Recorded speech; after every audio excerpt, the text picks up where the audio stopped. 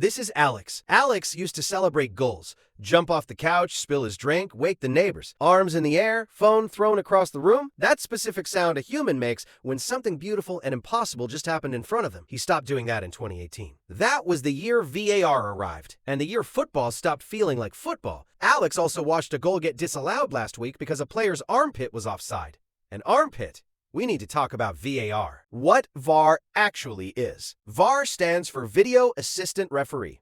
It was introduced to professional football in 2018 at the World Cup in Russia, and it was sold to fans as the solution to football's biggest problem: wrong decisions. The idea was simple. When a referee makes a major mistake, a goal that shouldn't stand, a penalty that wasn't a penalty, a red card that was actually a yellow, a team of officials watching multiple camera angles in a video operation room can intervene, review the footage, and correct the error. 4 types of decisions can be reviewed: goals, penalties, red cards, and cases of mistaken identity.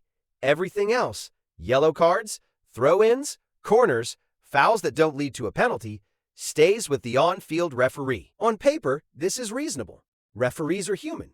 Humans make mistakes. Technology exists to correct those mistakes.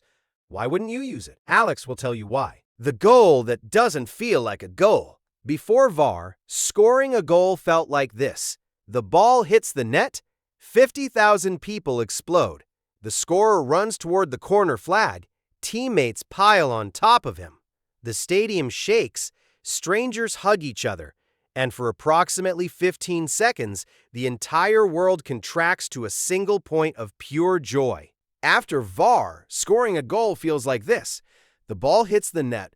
50,000 people start celebrating, then immediately stop, look at each other, look at the linesman, look at the referee, wait for the finger point toward the center circle that confirms the goal is actually a goal, wait an additional 30 to 90 seconds while cameras in a room nobody can see review angles nobody in the stadium has access to, and then, maybe, celebrate. The 15 seconds of pure joy has been replaced by a clinical confirmation process. And here is the thing about joy. Joy does not survive a confirmation process. Joy is immediate or it is nothing. The moment you introduce waiting, the moment celebration becomes conditional, something fundamental changes. The goal still happened. The scoreboard still moves. But the feeling is different. It has been diluted by uncertainty, by the pause, by the knowledge that at any moment a man in a room in Zurich might decide the armpit was 3 centimeters too far forward and none of it counts. Alex has felt this. Every football fan alive right now has felt this.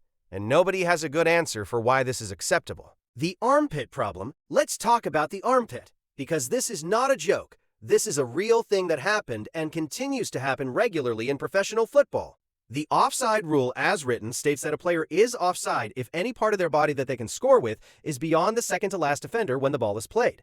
Arms are specifically excluded because you cannot legally score with your arm. In theory, this means armpits are irrelevant. In practice, VAR officials use a system of lines and reference points drawn on freeze-frame images to determine offside with sub-centimeter precision.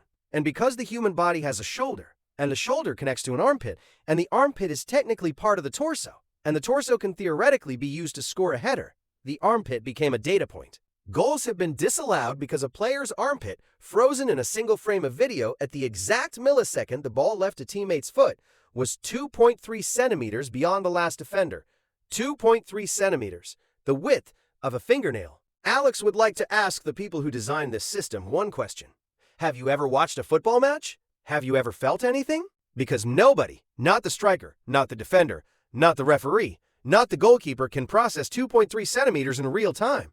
Nobody ever made a tactical decision based on an armpit. The player was not gaining an unfair advantage. The player was running and their shoulder naturally rotated forward because that is what shoulders do when people run. But the line said 2.3 centimeters, so the goal was disallowed. This is VAR working exactly as designed. That is the most disturbing part. The time problem here is something nobody talked about enough when VAR was introduced. Football's greatest quality is its flow. Unlike American sports, where timeouts stop the clock, where commercial breaks are built into the structure, where the game is designed around interruption, football runs. 90 minutes, 2 halves, minimal stoppages. The rhythm builds, the tension accumulates, the momentum shifts. One moment connects to the next. The sport breathes. VAR broke the breathing. A penalty review takes an average of 3 to 4 minutes. A goal review averages 90 seconds to 4 minutes depending on complexity. Across a full match, VAR interventions can add anywhere from 5 to 15 minutes of standing around. Players with their hands on their hips, managers on the touchline staring at nothing, fans in the stadium watching a referee walk to a pitch-side monitor in slow motion. The atmosphere drains out of the building. The crowd, which had been generating the kind of noise that makes football feel like nothing else on earth, goes quiet. They are waiting. Waiting is the enemy of atmosphere. You cannot manufacture that energy back once it's gone. Alex has been in stadiums. Alex knows what it sounds like when 60,000 people stop at the same moment.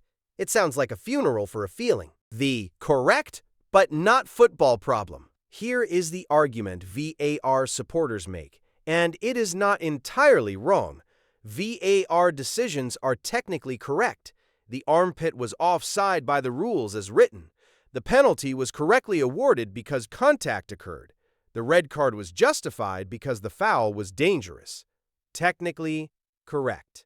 And yet, football existed for over 100 years before VAR. During those 100 years, incorrect decisions were made constantly. Goals that shouldn't have stood, penalties that weren't given, red cards that should have been yellow. And the sport survived, thrived, became the most watched thing on the planet. Because football was never about perfect accuracy. It was about human drama.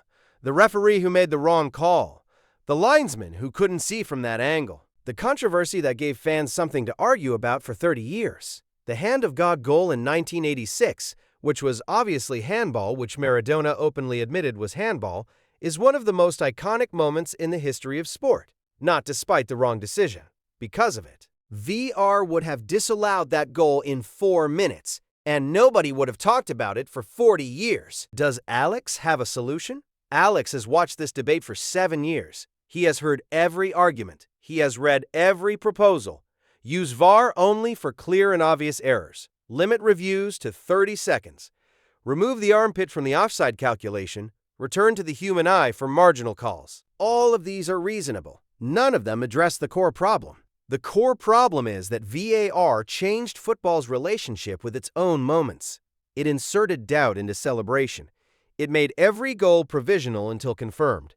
It turned the most emotional sport on the planet into something that pauses for review.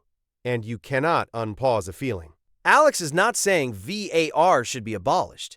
Alex is saying that something was lost when it arrived, and that football has not yet figured out how to get it back, and that until it does, there will be a specific kind of fan, the kind who grew up before 2018, the kind who used to jump off the couch without thinking, who will always celebrate with one eye on the referee, waiting for the armpit verdict from the couch, as always.